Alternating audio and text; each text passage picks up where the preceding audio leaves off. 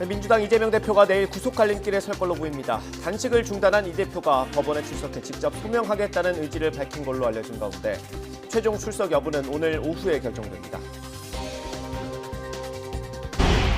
서울 송파 일가족 5명이 잇따라 숨진 채 발견된 사건과 관련해 숨진 아내인 40대 여성이 사기 혐의로 고소당한 뒤 최근 몇 달 동안 숙박업소를 전전한 걸로 파악됐습니다. 철근 누락으로 지하주차장이 무너졌던 인천 검단 신도시에서 철근이 빠진 부실 시공 사례가 더 있는 걸로 드러났습니다. 외벽 철근이 누락된 사례를 YTN이 단독 취재했습니다. 서울 신림동 등산로 여성을 성폭행하려다 살해한 최은종이 첫 재판에서 살인 혐의를 부인했습니다. 항색 수위의 수갑을 찬 채 출석한 최은종은 피해자가 저항하자 기절시키려고 했을 뿐이라며 죽을 것을 예상하지 못했다고 반박했습니다. 백현동 개발 비리와 쌍방울 대북 송금 의혹에 연루돼 체포동의안이 가결된 더불어민주당 이재명 대표가 내일 구속 갈림길에 섭니다. 서울중앙지방법원은 내일 오전 10시 유창훈 부장판사 심리로 이 대표의 구속 전 피의자 신문을 진행합니다. 이 대표는 성남시장 시절 로비스트 김인섭 씨의 청탁을 받고 백현동 개발 사업에서 인허가 특혜를 제공해 민간업자에게 이익을 몰아주고 성남도시개발공사에 200억 원 상당의 손해를 끼친 혐의를 받습니다. 또 2019년 경기지사가 된 뒤 방북을 위해서 북한에 지급해야 할 800만 달러를 쌍방울 그룹이 대신 내게 했다는 혐의도 받고 있습니다. 검찰은 이 대표가 백현동 로비스트 측근에게 접근해 법정에서 유리한 증언을 해달라고 부탁한 위증교사 혐의도 적용했습니다. 서울중앙지검은 이 대표의 구속 전 피의자 신문을 하루 앞두고 법정에서 제시할 증거 기록 등을 검토하며 영장 심사를 대비하고 있습니다. 검찰은 현재까지 백현동과 쌍방울 대북 송금 사건을 모두 합쳐 1,600여 쪽에 달하는 의견서를 작성한 걸로 알려졌습니다. 의견서를 요약해 법정에서 보여줄 수백 장 분량의 PPT를 만드는 작업도 이어지고 있습니다. 심사 당일에는 서울중앙지검 반부패 수사 1부와 수원지검 형사 6부, 부부장 검사를 포함해 최소 검사 6명이 투입될 전망입니다. 이에 맞서 이 대표 측은 판사 출신 김종근, 이승엽 변호사 주도로 변호인단을 꾸려 반박 자료를 준비하는 걸로 전해집니다. 국민의힘 김기현 대표는 이재명 대표 체포동의안 가결 이후 더불어민주당 내홍 사태와 관련해 지난 4일간 보여준 행태는 실로 참담하다며 민생까지 방탄의 볼모로 잡아선 안 된다고 비판했습니다. 김 대표는 오늘 국회에서 열린 최고위원회의에서 배신과 가결표 색출, 피해 복수 같은 소름 끼치는 마녀 사냥이 벌어지고 소속 의원들이 비밀투표 원칙을 어기고 부결 인증 사진을 공개하기도 했다며 이같이 말했습니다. 김 대표의 오늘 아침 발언 직접 들어보겠습니다. 배신, 가결표 색출, 피의 복수와 같은 소름 끼치는 마녀 사냥이 벌어지고 소속 의원들이 국회법이 규정한 비밀투표의 원칙을 어기고 부결 인정 사진을 공개하기도 했습니다. 당을 이재명 대표의 방탄당으로 전락시킨 친명계 핵심 의원들은 자리를 보존한 채 더욱 핏대 세워 목소리를 높이고 정기국회 중간에 난데없이 원내 지도부가 사퇴한 일도 벌어졌습니다. 민주당이 이런 혼란을 거듭하면서 국회의 정상적 운영이 어려워짐에 따라 민생 입법 공백의 피해는 고스란히 국민들의 몫이 되고 말았습니다. 더불어민주당 정청래 의원은 이재명 대표 체포동의안 가결과 관련해 검찰과 윤석열 정권에 노란한 민주당 가결파들의 폭거에 기가 막힌다고 비판했습니다. 정 의원은 오늘 최고위원회의에서 영장실질심사를 앞둔 이 대표와 민주당을 지키자는 행렬이 당원 3만 명 입당이라는 분노의 표출로 이어지고 있다며 재판부의 현명한 판단을 기대한다고 덧붙였는데요. 정 의원의 오늘 아침 회의 발언 들어보시죠. 검찰과 윤석열 정권에 노란한 민주당 가결파들의 폭거도 기가 막히고 헌정사에 일찍이 없었던 야당 대표 체포, 구속이라는 제명이 참으로 어처구니가 없습니다. 이재명을 지키자, 민주당을 지키자는 분노의 행렬이 벌써 3만 명 입당이라는 분노의 표출로 이어지고 있습니다. 이재명 대표의 구속영장 기각을 기원하는 탄원서도 물결을 이루고 현재 비공식적 집계로도 40만이 넘는다고 합니다. 네, 이재명 대표 구속 여부를 판단할 법원의 심사 이제 하루 앞으로 다가왔습니다. 이 대표 개인은 물론이고요. 민주당 그리고 넓게 보면 정치권 전체로 봐도 큰 후폭풍이 예상됩니다. 민주당은 탄원서를 준비하면서 당력을 집중하고 있습니다. 소속 의원들과 지지자들의 뜻을 법원에 전달하겠다는 겁니다. 사법 절차와는 별개로 정치적으로 지원하는 수단이라고 보면 되겠습니다. 법원에서 영장이 발부될 경우를 가정해보겠습니다. 지도부에 거의 친명계만 남은 민주당은 더 궁지에 몰릴 수밖에 없습니다. 하지만 영장이 발부돼도 일정 부분 무력화할 선택지가 거론되고 있습니다. 바로 석방 결의안입니다. 법적인 테두리 안에 있지만 법원의 판단을 받지 않기 때문에 거의 정치 행위에 가깝습니다. 그게 바로 헌법 44조에 이렇게 나와 있습니다. 1항은 우리가 수없이 거론했던 불체포 특권에 관한 내용이고요. 그 아래 이렇게 2항에 석방 결의안 내용이 나옵니다. 국회의원이 회기 중일 때는 국회 요구로 석방될 수 있다고 나와 있습니다. 그 실제 사례가 20년 정도 전에 있었습니다. 바깥에 나와 있어도 또 한 채 착오 없이 조사에 응하고 또 법정에서 할 얘기를 다 하겠다 말씀을 드립니다. 지난 2004년 16대 국회에서 한나라당이 구속됐던 서청원 의원의 석방 결의안을 통과시켰습니다. 당시 기업에서 억대 불법 정치 자금을 받은 혐의로 구속된 지 12일 만에 석방됐습니다. 충분히 예상할 수 있는 당시 정치권의 반응까지 함께 들어보겠습니다. 불구속 수사의 대원칙이 전제되어 있는 형사소송법과 국회의원의 경우 회기 중 불구속 상태에서 의정 활동을 개인 비리로 구속된 사람이 한두 사람입니까? 그럼 그 사람들과 형평성은 또 어떻게 되는 겁니까? 그럼 계속 석방 요구할 겁니까? 돈 먹고 감옥에 간 사람까지 석방시키는 다수당 횡포에 말문이 막힐 뿐입니다. 네, 여러 전제가 필요하지만 만약에 이게 추진되면 민주당에게는 20년 전에 자신들이 제기했던 비판이 부메랑처럼 돌아오게 될 걸로 보입니다. 영장 심사까지 워낙 많은 방탄 논란이 있었기 때문에 더 아플 수도 있습니다. 또 회기 중에만 석방되는 만큼 득실이 뭔지도 따져봐야 합니다. 실제 앞서 살펴본 서청원 전 의원도 회기가 끝나면서 다시 수감됐습니다. 국민의힘은 또 다른 방탄이라고 비판할 수 있겠지만 이미 과거에 스스로 한 행동이었음을 부인할 수는 없을 겁니다. 또 유불리를 따지는 표 계산, 이건 또다시 정치권에 혼란을 불러올 수 있습니다. 반대로 법원에서 영장이 기각되면 이재명 대표는 불구속 상태로 검찰과 다툴 수 있는 기회를 얻게 됩니다. 당내에선 비명계에서 나오는 퇴진론이 동력을 완전히 잃을 가능성이 큽니다. 비명계와 관계 설정도 이제 이 대표 손에 달리게 됩니다. 여권을 향해선 반격의 발판도 더 공고해질 걸로 보입니다.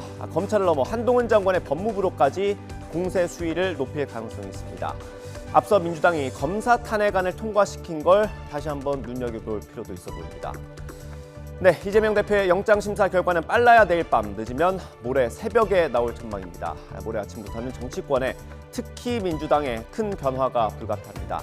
당장 대법원장 임명부터 시작해서 국정감사와 예산을 다루는 정기국회까지 그 여파는 계속될 걸로 보입니다.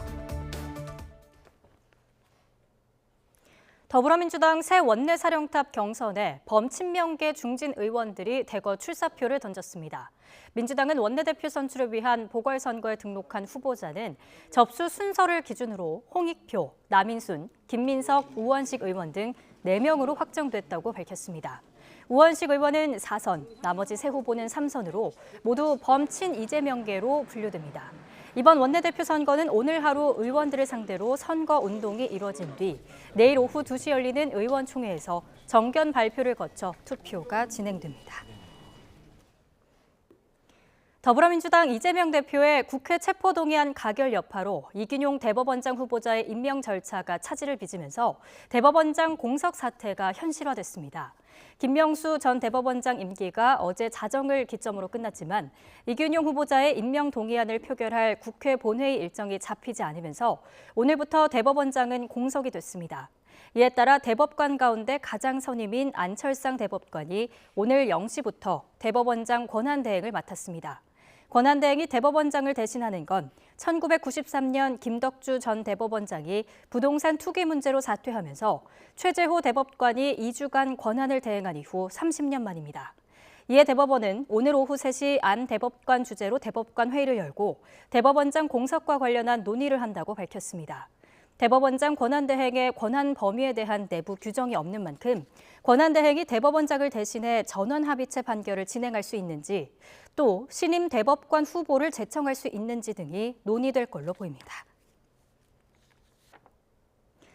이적단체에 가입하거나 찬양 고무를 금지하고 이적 표현물을 갖거나 유포할 수 없게 한 국가보안법 조항이 위헌인지에 대한 헌법재판소의 판단이 내일 나옵니다. 헌재는 내일 오후 국가보안법 7조 등에 관한 헌법소원과 위헌 법률 심판 제청 11건을 선고합니다. 심판 대상은 반국가 단체를 정의한 국가보안법 2조와 각종 표현에 관한 처벌 규정을 담은 7조 135항 등입니다. 지난해 9월 열린 헌재 공개 변론에선 헌법이 보장한 표현과 양심의 자유를 침해한다는 청구인들 주장과 국가안보 위협을 막기 위해 불가피하다는 법무부 반박이 대립했습니다. 국가보안법 7조가 헌재 위헌 심판대에 오르는 건 법이 일부 개정된 1991년 이후 8번째로 앞선 7차례 심판에선 모두 합헌 결정이 내려졌습니다. 재판관 6명 이상이 동의하면 위헌 결정이 내려지는데 심판 대상 조항 전부가 아닌 일부에 대해서만 위헌 판단을 내리거나 법 개정 시한을 정해두고 임시로 효력을 유지하는 헌법 불합치 결정이 내려질 수도 있습니다.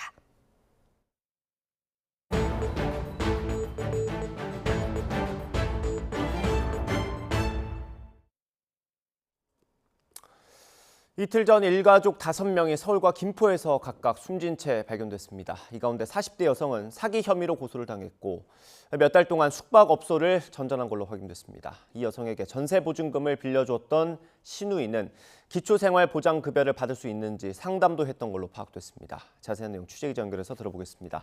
김태원 기자. 네, 사회부입니다. 네, 이 숨진 일가족 가운데 40대 여성이 사기 혐의로 수사를 받고 있었다고요? 네, 경찰은 그제 서울 잠실동 아파트 단지에서 떨어져 숨진 40대 여성 A씨의 금전 문제가 비극의 시작이었다고 보고 있습니다.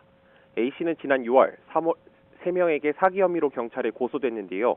평소 특별한 직업 없이 주위 지인들에게 돈을 빌리거나 자신에게 투자하면 수익을 내주겠다고 권유한 것으로 전해졌습니다.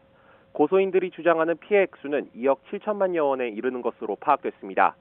A씨는 경찰 출석 요구를 받았지만 한 차례 불응한 뒤 조만간 추가 소환을 앞두고 목숨을 끊었습니다. 또 피소 직후부터 석 달 동안 빚 독촉을 피해 초등학생 딸과 함께 숙박업소 등을 전전해온 것으로 알려졌습니다. 경찰은 A씨가 사망 당시 수억에 달하는 빚을 지고 있었던 것으로 보고 돈을 빌려주거나 투자한 사람들 가운데 남편과 시가 식구들이 있는지도 조사하고 있습니다. 네, 그러면 이 일가족이 경제적으로 많이 어려웠던 겁니까? 네, 경찰은 가족들이 최근 구체적인 자금 사정을 알고 난 뒤 스스로 목숨을 끊었을 가능성을 들여다보고 있습니다. 남편과 시어머니, 시누이가 숨진 채 발견된 서울 송파동에 있는 빌라는 A씨 친가 소유인데요. 시어머니와 시누이는 집 전세보증금을 빼 A씨에게 빌려주고 A씨 부부가 살던 해당 빌라로 최근 이사까지 온 것으로 파악됐습니다.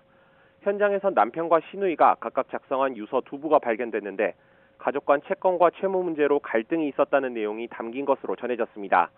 또 빌라에는 지난해 7월부터 최근까지 도시가스 요금 180여만 원이 체납돼 공급을 중단한다는 안내문이 붙어 있었습니다. 시누이가 사망 며칠 전 서울 송파구에 있는 주민센터를 찾아가 기초생활보장급여를 받을 수 있는지 상담한 사실도 확인됐습니다. 다만 담당 직원은 가족의 소득이 수급 기준보다 높고 외제차를 소유하고 있다는 진술 내용 등을 토대로 수급 대상이 되지 않을 가능성이 크다고 안내한 것으로 파악됐습니다. 네, 그럼 경찰 수사는 지금 어디까지 진행됐습니까? 네, A씨는 그제 아침 7시 반쯤 서울 잠실동에 있는 고층 아파트 단지에서 떨어져 숨졌습니다. A씨의 동선을 추적하던 경찰이 서울 송파동에 있는 빌라와 경기 김포시에 있는 호텔에서 A씨 말고도 일가족 4명이 숨진 것을 추가로 확인한 겁니다. 경찰은 빌라에서 발견된 3명 가운데 남편과 시누이는 스스로 목숨을 끊었을 것으로 추정하고 있습니다. 하지만 시어머니의 경우 자녀들에게 살해됐을 가능성도 들여다보고 있습니다. 또 김포시에 있는 호텔에 A씨와 단둘이 묵었다가 숨진 채 발견된 9살 딸도 A씨에게 살해됐을 가능성이 크다는 게 경찰 판단입니다. 다만 이들 일가족이 사전에 극단적 선택에 대해서 이야기한 흔적은 아직 발견되지 않고 있는데요. 빌라에서 발견된 3명이 숨진 시점은 A씨가 숨지기 전날인 지난 22일 오후쯤으로 추정됩니다. 경찰이 통신 기록을 조회해봤더니 A씨는 숨진 당일인 그제 오전까지도 남편에게 연락을 시도한 것으로 파악됐습니다. 경찰은 A씨를 제외한 4명의 시신 부검을 국립과학수사연구원에 의뢰해 정확한 사망 원인을 조사하고 있습니다. 네, 자녀를 살해하고 부모는 스스로 목숨을 끊는 일이 최근에도 잇따르고 있다고요? 네, 그렇습니다. 지난 15일 전남 영암군에서 50대 가장이 장애가 있던 20대 아들 3명과 아내를 살해한 뒤 목숨을 끊었고요. 앞서 지난 3월 인천에서도 40대 아버지가 어린 자녀 셋과 아내를 살해하고 극단적 선택을 했습니다. 자녀를 살해한 뒤 자살하는 범죄는 실제로 점차 늘고 있는데요. 지난 2018년 7건에서 재작년엔 14건으로 3년 사이 2배나 늘었습니다. 전문가들은 자녀를 부모의 소유물로 여기는 문화나 집단주의적인 인식을 시급히 개선해야 한다고 말합니다. 내가 낳았기 때문에 이 사람들의 선택도 내가 할 수 있는 것이다. 이런 생각들을 갖고 있어요. 그래서 타인의 생명을 박탈할 권리는 누구도 없죠. 가족에 대한 그 생명도 박탈할 권리는 없습니다. 또 현재는 자녀를 살해한 뒤 자살을 시도한 사람에겐 일반 살인죄만 적용하지만 비속살인의 경우에도 존속살인죄처럼 더 무거운 처벌이 필요하다는 의견도 나옵니다. 지금까지 사회부에서 전해드렸습니다. 서울 관악구 등산로에서 여성을 성폭행하려다가 숨지게 한 최윤종이 첫 재판에서 살인 혐의를 부인했습니다. 서울중앙지방법원은 오늘 강간살인 혐의 등으로 기소된 최윤종의 첫 공판기일을 열었습니다. 먼저 검찰은 공소 사실을 설명하며 최윤종이 게임과 판타지 소설 등으로 왜곡된 성인식을 갖게 됐다고 밝혔습니다. 이어 가족 간의 불화로 불특정 여성을 성폭행하기로 하고 범행을 사전에 준비했으며 범행 당시 피해자가 예상외로 강하게 저항하자 확실히 살해하기로 마음먹었다고 설명했습니다. 반면 황색 소위에 수갑을 찬 채 출석한 최윤종은 이를 인정하느냐는 재판장의 질문에 피해자가 저항하자 기절시키려 했을 뿐 확실히 살해하기로 한 건 아니었고 죽을 걸로 예상하지도 못했다고 반박했습니다. 현직 경찰관이 추락해 숨진 아파트에서 집단 마약 투약이 이루어졌다는 의혹을 수사하는 경찰이 당시 모임 참석자 3명을 추가로 파악했습니다. 서울경찰청 관계자는 기자들과 만나 현직 경찰관이 추락사했던 모임의 참석자가 3명 더 있었다고 말했습니다. 이에 따라 당시 현장에는 숨진 경찰관을 포함해 모두 25명이 있었던 걸로 지금까지 파악됐습니다. 법무부 교정당국은 21명을 연쇄살인해 사형을 선고받은 유영철을 최근 서울구치소로 이감했습니다. 또 신혼부부를 살해해 사형을 선고받은 정형구도 함께 서울구치소로 이감시켰습니다. 사형장이 설치된 서울구치소에는 강호순과 정도영 같은 다른 미집행 사형수들이 수용 생활을 하고 있습니다. 지난달 한동훈 법무부 장관 지시에 따라 사형시설을 점검한 결과 전국 교정기관 가운데 실질적으로 사형 집행시설을 사용할 수 있는 곳은 서울구치소가 유일했던 걸로 알려졌습니다. 오늘 오전 10시쯤 경기 구리시 고덕대교 신축 현장에서 철제 구조물을 철거하던 노동자 2명이 20m 아래로 추락했습니다. 이 가운데 60대 남성 1명은 1톤가량의 구조물에 목 부분이 깔리며 현장에서 숨졌고 20대 캄보디아 국적의 남성 1명도 중상을 입어 병원으로 옮겨졌습니다. 경찰과 소방당국은 철제 구조물이 전도되며 위에서 작업하던 노동자들이 함께 넘어간 걸로 보고 정확한 경위를 조사하고 있습니다. 최근 대전에서 자전거를 타고 가던 60대 남성이 승용차와 부딪혀 차 바퀴에 팔이 깔렸습니다. 긴박한 상황을 보고 시민들이 주저하지 않고 달려왔는데요. 차를 들어 올려서 남성을 구해냈습니다. 영상으로 함께 보겠습니다. 건널목을 가로지르며 달려온 자전거가 승용차를 들이받습니다. 그대로 바닥에 넘어진 자전거 운전자는 팔을 부여잡은 채 일어나지 못하고 있는데요. 차 뒷바퀴에 팔이 끼어버려 옴짝달싹할 수 없게 됐습니다. 운전자가 차를 들어올려 보지만 꼼짝도 안 하는 상황. 이곳에서 1명, 저곳에서 1명, 20초가 안 되는 짧은 시간에 모두 7명이 달려와 함께 차를 들어올렸습니다. 자전거 운전자인 60대 남성은 이마가 조금 찢어지고 팔이 부었지만 다행히 크게 다치지 않은 걸로 전해졌는데요. 제보자는 YTN과의 통화에서 함께 달려와 도와준 시민들 덕분에 부상자가 크게 다치지 않은 것 같다며 감사 인사를 전했습니다. 네, 수술실에 CCTV를 설치하도록 의무화한 법안이 오늘부터 시행됩니다. 의료 현장에 어떻게 적용될지 궁금한 게 많습니다. 하나하나 짚어보겠습니다.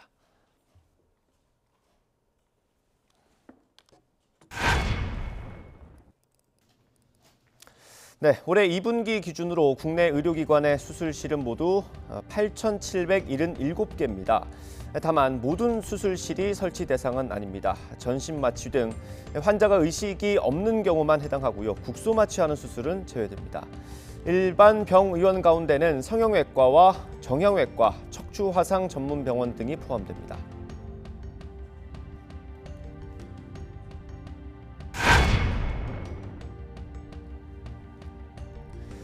수술실 CCTV가 있는 곳이면 무조건 녹화가 되는 걸까요? 그렇지 않습니다. 환자와 보호자가 요청을 해야만 합니다. 촬영 동의서를 제출해야 하고 환자 동의 없이 의료기관에 찍는 건 불법입니다.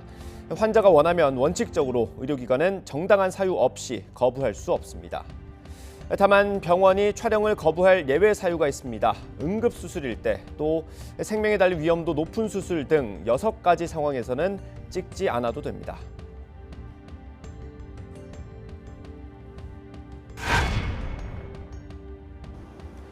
찍은 영상을 열람할 때도 수술에 참여한 모든 주체의 동의가 필요합니다. 수술에 참여한 의료인이 반대하면 볼 수 없는 겁니다.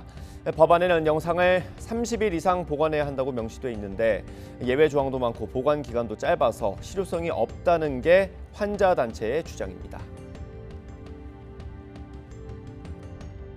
사건을 이래 이제 진행을 하다 보면은 절차가 있잖아, 그죠? 영상 신청을 하는 절차도 있을 거고, 어떤 절차를 진행하다 보면 절차 기다리는 사이에 30일은 금방 지나갈 수 있고, 그래서 30일은 많이 짧고 최소한 90일은 보존을 해야만이.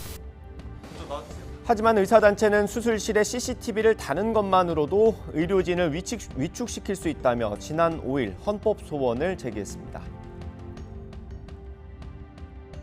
집중력 제어와 과도한 긴장감을 유발하여 수술 환경이 악화되고 결국 의료진으로 하여금 방어 진료에 나서게 되고, 이는 고스란히 국민분들께 피해가 가게 될 것입니다. 복지부는 제도를 시행해 보면서 보완하겠다는 입장인데 오늘부터 시행하긴 하지만 당분간 논란은 계속될 걸로 보입니다.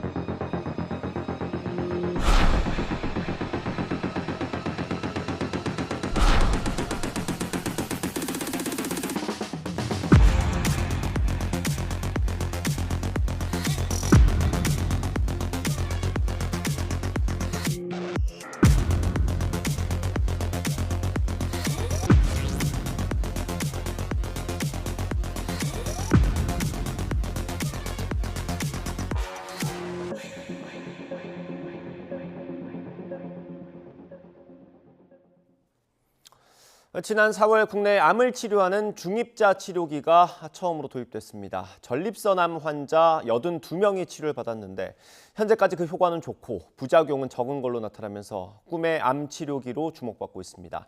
이게 어떤 치료인지 또 앞으로 과제는 뭔지 전문가에게 직접 들어봤습니다.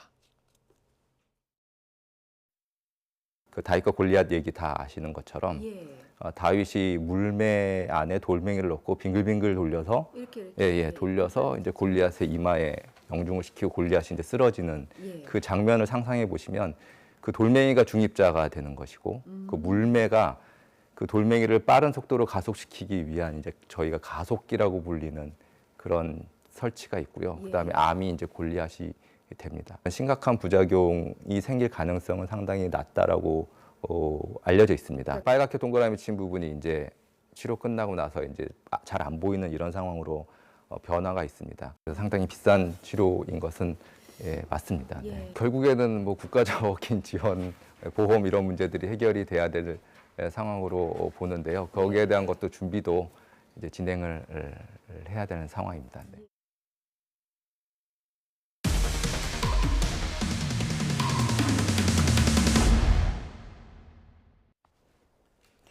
최근 LH가 전수조사를 통해 철근이 빠진 아파트 명단을 공개했지만 YTN 취재 결과 조사 결과에 포함되지 않은 철근 누락 사례가 더 있었습니다. 앞서 지하주차장 붕괴 사고가 일어난 인천 검단 신도시의 다른 단지인데요. 이번에는 주차장 기둥이 아닌 건물 외벽 철근이 빠진 걸로 확인됐습니다. 박정현 기자가 단독 보도합니다.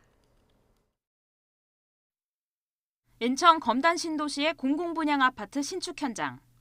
오는 2025년 6월 입주를 목표로 20층짜리 아파트를 짓는 공사가 한창입니다.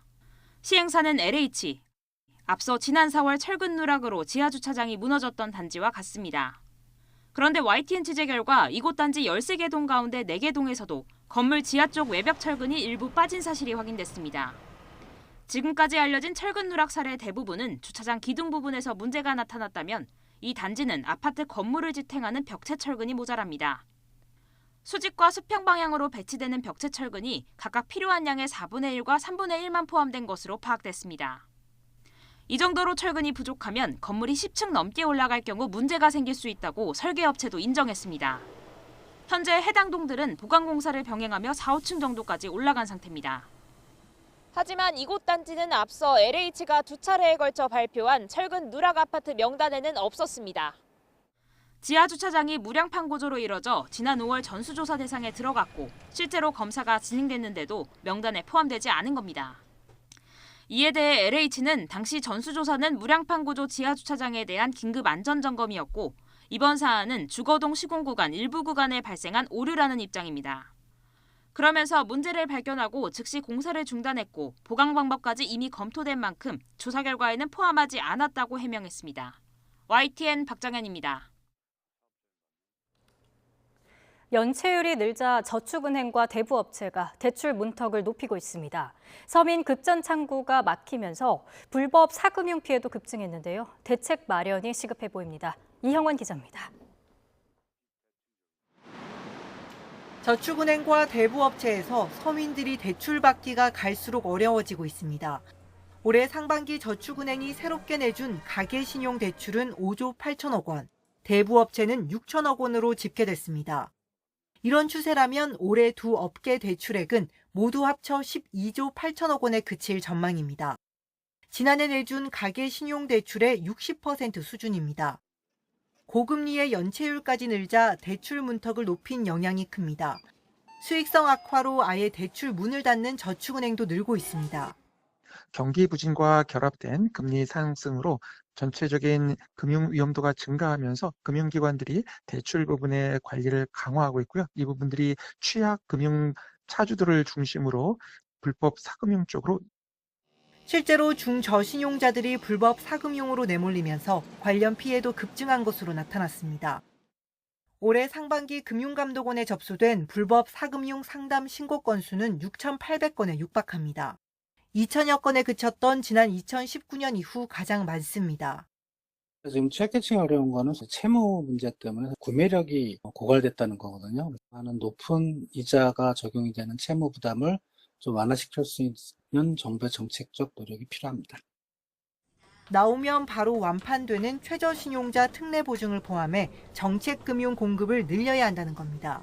금융당국은 취약계층 보호를 위한 서민금융 효율화 방안을 올해 안에 발표할 방침입니다. YTN 이영훈입니다. 종합부동산세를 매기면서 동일한 주택과 토지 등에 부과된 재산세를 얼마만큼 공제할지 대통령령으로 정할 수 있도록 한 현행법 체계는 타당하다는 대법원 판단이 나왔습니다. 대법원은 A회사가 마포 세무서장을 상대로 낸 종합부동산세 취소소송 상고심에서 원고 승소로 판결한 원심을 깨고 사건을 서울고등법원으로 돌려보냈습니다. 마포 세무서는 2016년 11월 A사에 종합부동산세 23억 8천여만 원과 농어촌 특별세 4억 7천여만 원을 부과하면서 재산세액 8억 8천만 원을 공제했습니다. A사는 재산세를 공제해주는 관련법 시행령을 과세당국이 잘못 해석해 일부만 공제했다며 2017년 소송을 냈습니다. 내년부터 금융당국이 주가 조작 등 자본시장 불공정 거래 사범에 부당이득의 최대 2배까지 과징금을 부과할 수 있게 됩니다. 금융위원회는 오늘 이 같은 내용을 담은 자본시장과 금융투자업에 관한 법률 하위 법령 개정안을 입법 예고한다고 밝혔습니다. 이와 함께 관계부처와 추가 논의를 통해 마련한 시행령에서 자본시장법 개정안의 핵심으로 꼽혔던 부당이득 산정 기준을 명확하게 했습니다. 공정거래위원회가 웹소설 작가의 2차 저작물 권리를 빼앗은 카카오 엔터테인먼트에 5억 원이 넘는 과징금을 부과하면서 시정명령을 내렸습니다. 카카오 엔터는 실제 그런 사례가 없었다면서 법원에 항소하겠다고 밝혔습니다. 자세한 소식 알아보겠습니다. 오인석 기자. 네, 경제부입니다. 네, 이번 제재 근거가 되는 논란이 어떤 겁니까? 네, 카카오 엔터가 거래상 우월한 지위를 이용해서 공모전 당선 작가들의 2차 저작물 작성권을 제한했다는 게 핵심 내용입니다. 카카오 엔터는 2018년부터 2020년 개최한 5개 웹소설 공모전 당선 작가 28명과 연재 계약을 맺으면서 웹툰과 드라마, 영화 등의 2차 저작물 작성권을 독점적으로 부여받는 계약을 함께 체결을 했습니다. 일부 작가들에게는 해외 현자 작품의 2차 저작물 작성 때 제3자에게 카카오 엔터보다 유리한 조건을 제시하지 못한다는 조건도 설정했습니다. 웹소설은 웹툰이나 드라마, 영화 등으로 확장되면서 더 큰 수익을 내는 경우가 많은데 카카오 엔터는 이 같은 공모전 당선 작가들의 다양한 권리를 제한한 겁니다.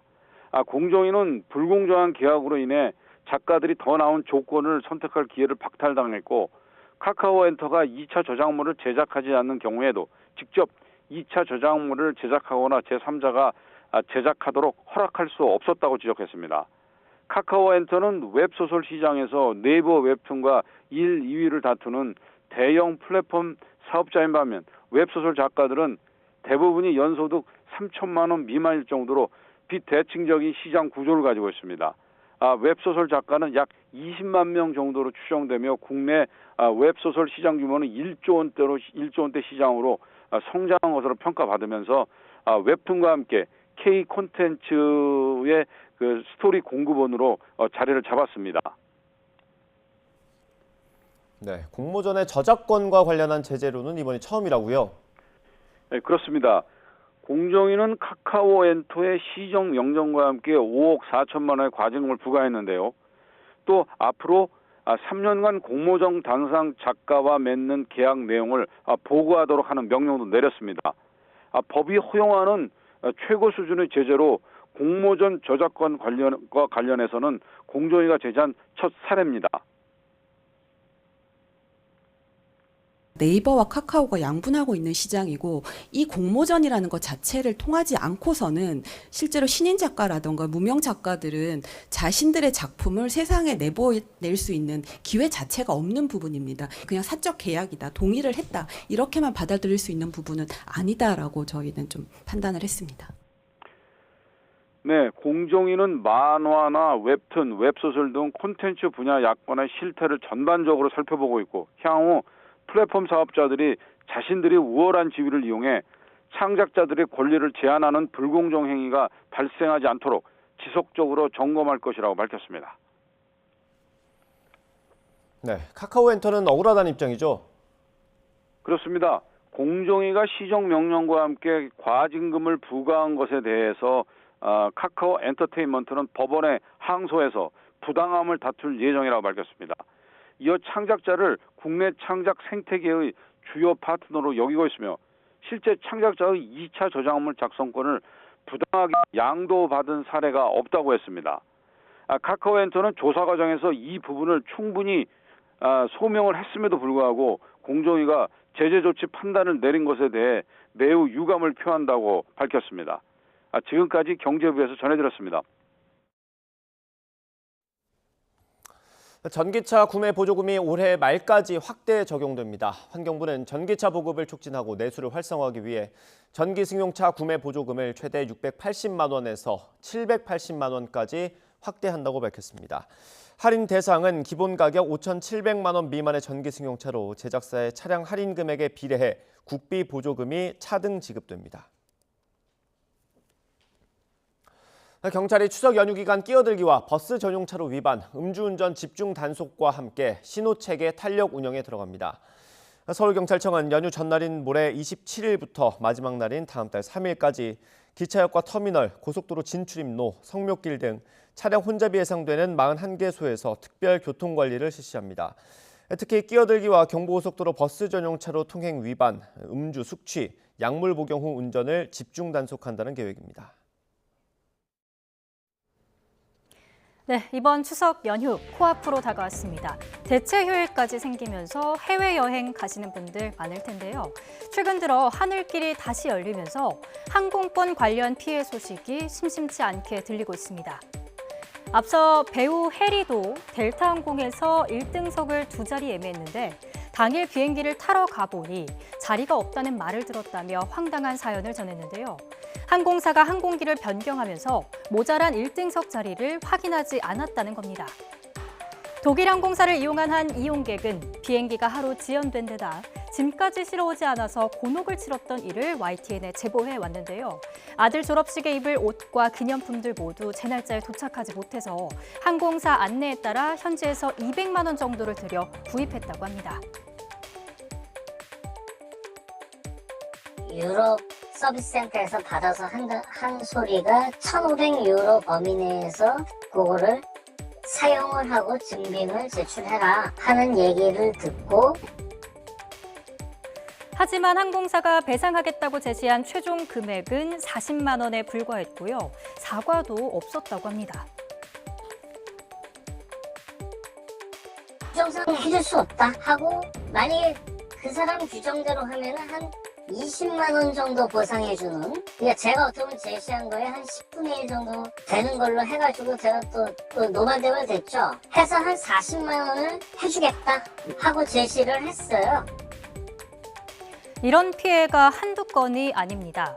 지난 3년 동안 추석 연휴가 포함된 9월에서 10월 소비자원에 접수된 피해 사례를 보면 1,100건이 넘습니다. 연간 들어오는 피해 사례의 21%에 달하는데요. 아무래도 이용객이 많다 보니 피해도 많이 보게 되는 겁니다. 항공권을 취소할 경우 과도한 위약금을 내도록 했다거나 항공편 지연이나 결항에 따른 배상이 충분치 않았던 사례였습니다. 그렇다면 미리 점검해봐야 할 것 어떤 게 있을까요? 예약을 할 때는 사전에 취소 수수료 등의 환급 규정 꼼꼼하게 확인해야 합니다. 해당 항공사가 최근 취소나 지연이 잦은지를 확인해 보는 것도 중요한데요. 출발일이 다가오면 혹시 중복 예약은 아닌지 항공사에 확인해 보는 것도 필요합니다. 위탁 수화물이 파손된다면 항공사에서 피해 사실서를 받아둬야 후속 조치하기 편하다는 것도 기억하시면 좋겠습니다.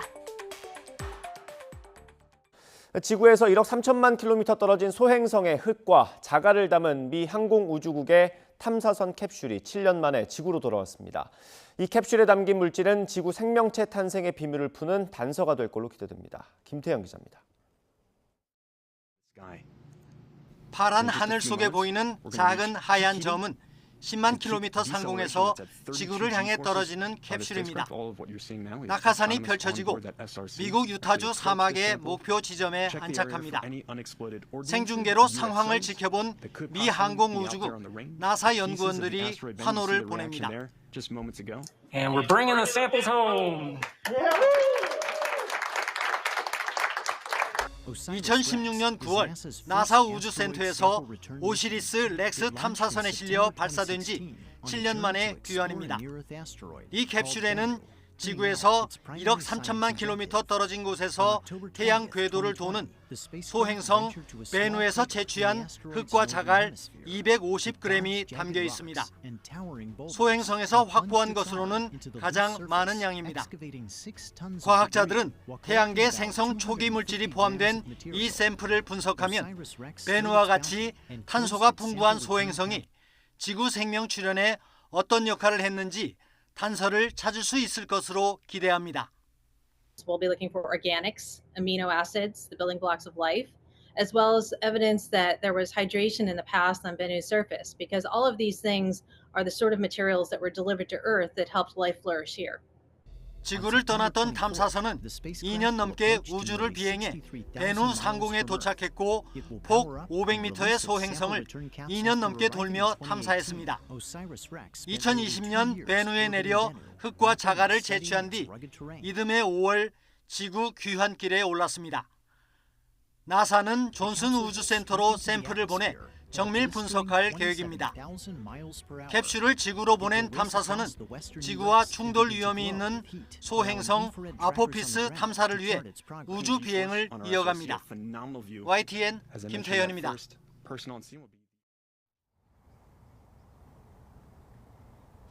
낮 동안 구름만 다소 지나는 가운데 선선한 날씨가 이어지고 있습니다. 현재 서울 기온은 25.5도로 예년 수준 보이고 있는데요. 하지만 퇴근길에는 서쪽 지방부터 다시 비가 시작되겠고요. 기온도 20도 아래로 내려가 다소 쌀쌀하게 느껴지겠습니다. 오후 늦게 외출하신다면 우산과 겉옷 잘 챙겨주시기 바랍니다.